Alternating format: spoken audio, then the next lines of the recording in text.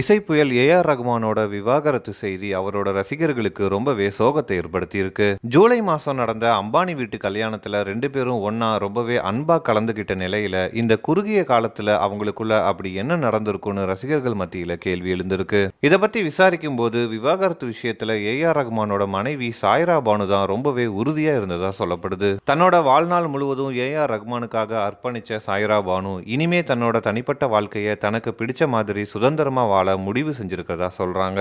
இதுக்கு விவாகரத்து மட்டும்தான் ஒரே வழின்னு சாய்ரா பானு இந்த முடிவுக்கு வந்திருக்கிறதாவும் சொல்றாங்க.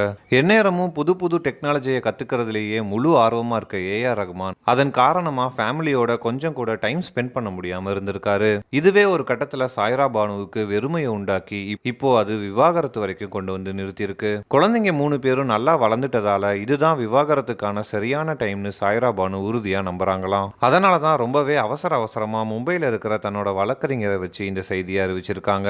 தன்னோட ரிலேஷன்ஷிப்ல ஒரு விரிசல் விழுந்துட்டதை ஏ.ஆர். ரகுமானும் ஏற்கனவே உணர்ந்திருந்தாரு. ஆனா அது விவாகரத்து வரைக்கும் போகும், அதுவும் இவ்வளோ சீக்கிரம் போகும்னு ஏ.ஆர். ரகுமான் கொஞ்சம் கூட எதிர்பார்க்கல. அதனால இந்த விஷயத்துல ஏ.ஆர். ரகுமான் ரொம்பவே அப்செட்டா உடைஞ்சு போயிட்டாராம். அதே சமயம் தன் மனைவியோட உணர்வுக்கு முழு மதிப்பளிச்சு விவாகரத்துக்கு ஏ.ஆர். ரகுமான் சம்மதம் சொல்லியிருக்காரு. என்னதான் பிரிஞ்சிட்டாலும் ஏ.ஆர். ரகுமானும் சாய்ரா பானுவும் தொடர்ந்து நல்ல நண்பர்களா பயணிக்க முடிவு செஞ்சிருக்காங்களாம். குடும்ப நிகழ்வுகள் மற்றும் குழந்தைங்களுக்கு எப்பெல்லாம் தேவையோ அப்பெல்லாம் ஒரு பேரண்ட்ஸா தங்களோட பிரசன்ஸை கொடுக்கவும் 2 பேரும் முடிவு செஞ்சிருக்காங்க. இவங்களோட இந்த முடிவு பத்தின உங்களோட ஒப்பீனியனை கமெண்ட் செக்ஷன்ல சொல்லுங்க. மேலும் இந்த வீடியோ பிடிச்சிருந்தா லைக் பண்ணுங்க. இது போன்ற வீடியோக்களுக்கு தொடர்ந்து நம்ம சேனலை சப்ஸ்கிரைப் பண்ணுங்க.